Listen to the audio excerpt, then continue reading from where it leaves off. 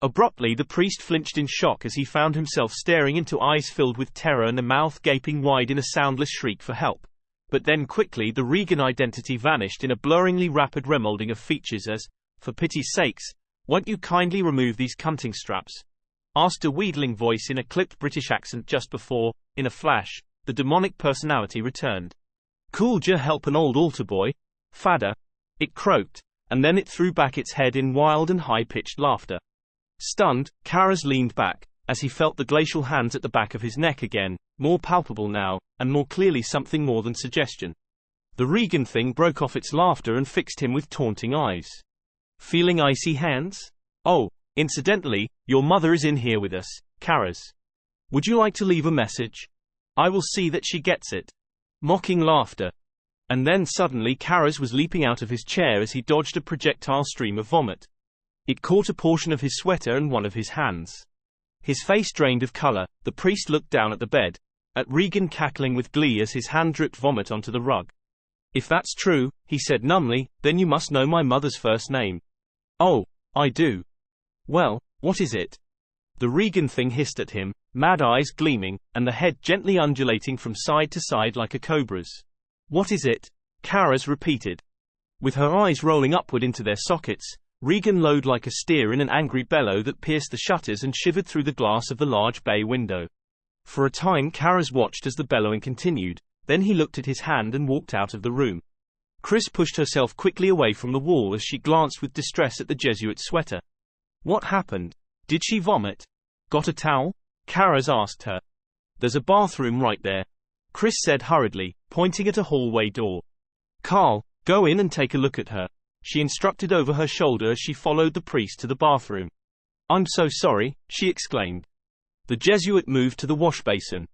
"Have you got her on tranquilizers?" he asked. Chris turned on the water taps and answered, "Yes, Librium." "Here, take off that sweater and then you can wash." "What dosage?" Karras asked as he tugged at the sweater with his clean left hand. "Here, I'll help you." Chris pulled at the sweater from the bottom. "Well, today she's had 400 milligrams, Father." 400? Chris had the sweater pulled up to his chest. "Yeah, that's how we got her into those straps. It took all of us together to. You gave your daughter 400 milligrams at once? She's so strong you can't believe it. Get your arms up, Father." "Okay." He raised them and Chris pulled the sweater up and off, pulled back the shower curtain and tossed the sweater into the bathtub. "I'll have Willie get it cleaned for you, Father." She dejectedly sat down on the edge of the bathtub and slipped a pink towel off a towel bar, her hand inadvertently covering the word Regan embroidered in navy blue script. "I'm so sorry," she said. "Never mind. It doesn't matter." Karras unbuttoned the right sleeve of his starched white shirt and rolled it up, exposing a matting of fine brown hairs on a thickly muscled forearm as he asked, "Is she taking any nourishment at all?" He held his hand underneath the hot water tap to rinse away the vomit. "No, Father. Just Sustagen when she's been sleeping." "But she ripped out the tubing." "Ripped it out? When?" "Today." Disturbed, Karras soaped and rinsed his hands, and after a thoughtful pause he said gravely, "Your daughter really needs to be in a hospital." Chris lowered her head. "I just can't do that, Father," she said in a soft, flat, toneless voice. "Why can't you?" "I just can't," Chris repeated in a husky, dead whisper. She's done something, Father, and I can't take the risk of someone else finding out. Not a doctor, not a nurse, not anyone." Frowning, Karras turned off the water taps. What if a person, let's say, was a criminal? Troubled, he looked down at the wash basin, gripping its sides. Who's been giving her the Sustagen? The Librium? Her medicines? We are. Her doctor showed us how. You need prescriptions. Well, you could do some of that, couldn't you, Father? His thoughts now spinning, Karras turned to her, his hands upraised, as he met Chris's haunted, vanquished gaze. He nodded toward the towel in her hands, and said, "Please." Chris stared at him blankly and said, "What?" "The towel, please," Karras said softly. "Oh, I'm sorry."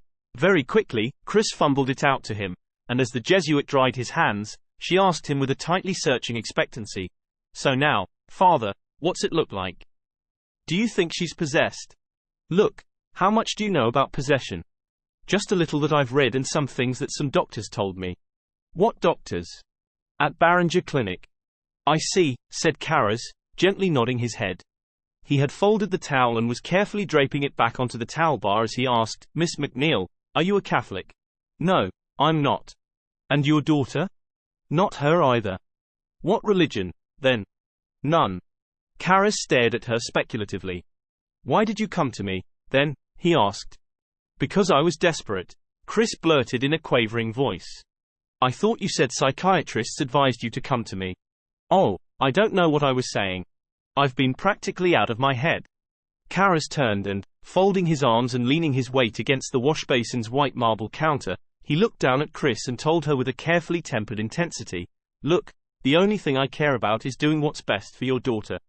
But I'll tell you right now that if you're looking for an exorcism as an autosuggestive cure, you'd be much better off if you had central casting, Miss MacNeil, because Catholic Church authorities aren't going to buy it and you've wasted precious time. Karras felt his hands trembling slightly. What's wrong with me? He wondered. What's happening? Incidentally, it's Mrs. MacNeil, Chris corrected him tartly. Karras gentled his tone. My apologies. Look, whether it's a demon or a mental disorder, I'll do everything I possibly can to help your daughter. But I've got to have the truth, the whole truth. It's important. It's important for Regan. Mrs. MacNeil, right now I'm groping. I'm completely overwhelmed by what I've just seen and heard in your daughter's bedroom. Now why don't we both get out of this bathroom and go downstairs where we can talk? With a faint, warm smile of reassurance, Karras reached out his hand to help Chris up. I could use a cup of coffee. I could use a see and ski on the rocks. While Carl and Sharon looked after Regan, Karras and Chris sat in the study, she on the sofa and Karras in a chair beside the fireplace as Chris went through the history of Regan's illness, though she carefully withheld any mention of phenomena relating to Dennings. The priest listened, saying little. An occasional question, a nod or a frown, as Chris admitted that at first she'd considered an exorcism as shock treatment. But now I don't know, she said. Shaking her head, she looked down at her freckled, clasped fingers subtly twitching in her lap. I don't know. She lifted a helpless look to the priest. What do you think, Father Karras? Lowering his head, the priest took in a breath, shook his head and said quietly, I don't know, either. Compulsive behavior produced by guilt, perhaps, put together with split personality. What? Chris looked appalled. Father, how can you say that after all you've just seen up there? Karras looked up at her. If you've seen as many patients in psychiatric wards as I have, you can say it very easily, he said. Come on, now. Possession by demons? Okay, listen. Let's assume it's a fact and that it sometimes happens. But your daughter doesn't say she's a demon.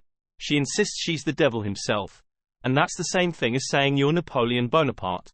Then explain all those wrappings and things. I haven't heard them. Well, they heard them at Barringer, Father, so it wasn't just here in the house. Maybe so, but we'd hardly need a devil to explain them. So explain them. Well, psychokinesis, maybe. What? You've heard of poltergeist phenomena, haven't you? Ghosts throwing dishes and acting like assholes? It's not that uncommon and usually happens around an emotionally disturbed adolescent. Apparently, extreme inattention of the mind can sometimes trigger some unknown energy that seems to move objects around at a distance. But there's nothing supernatural about it. Same with Regan's abnormal strength. In pathology, that's common. Call it mind over matter, if you like, but in any case it happens outside of possession. Chris looked away, slightly shaking her head. Boy, isn't this beautiful? She said with weary irony. Here I am an atheist and here you are a priest and... The best explanation for any phenomenon, Karras gently cut in, is always the simplest one available that accommodates all the facts. Oh, really? Chris retorted, in her red-veined eyes a look of pleading and despair and confusion. Well, maybe I'm dumb, Father Karras, but telling me some unknown gizmo in somebody's head throws dishes at a wall seems to me even dumber. So what is it? Can you tell me what it is? And what's split personality, anyway? You say it. I hear it. What is it? Am I really that stupid?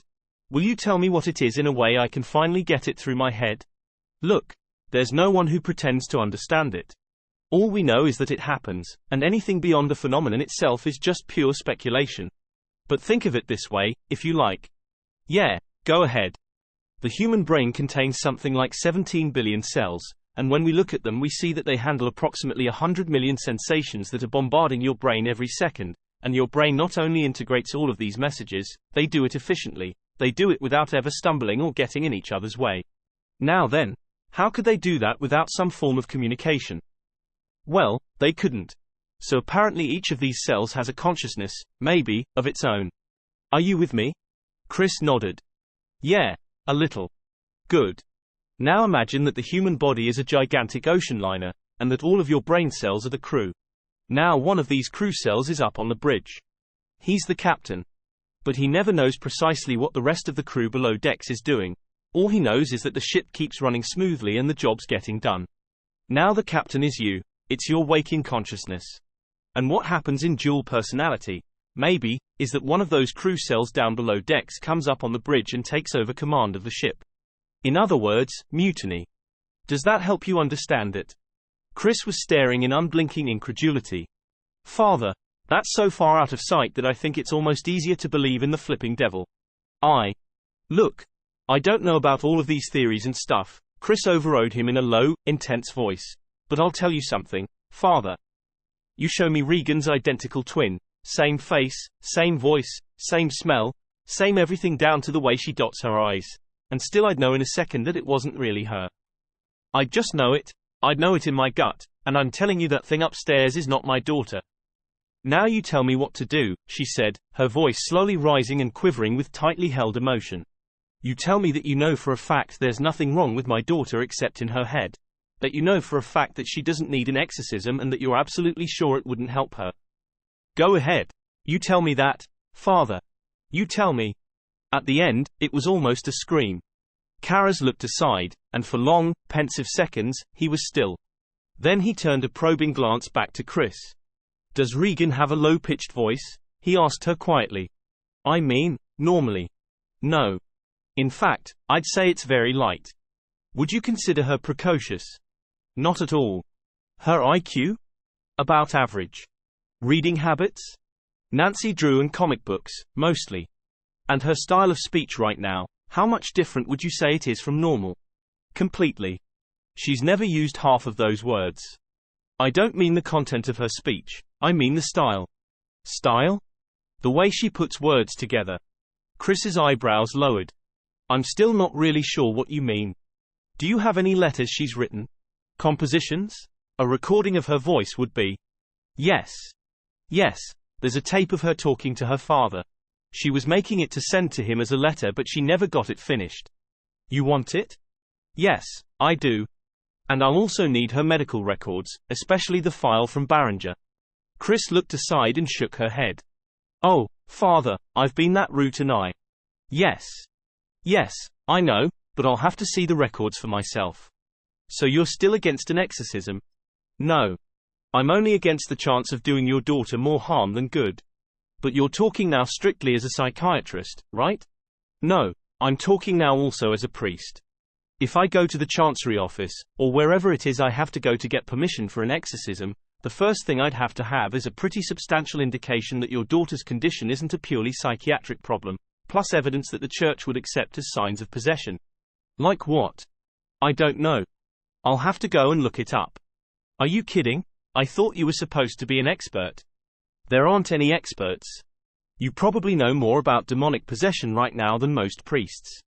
Now, how soon can you get me those Barringer records? I'll charter a plane if I have to. And that tape? Chris stood up. I'll go see if I can find it. And just one other thing. What? That book that you mentioned with the section on possession. Do you think you can remember now if Regan might have read it prior to the onset of the illness?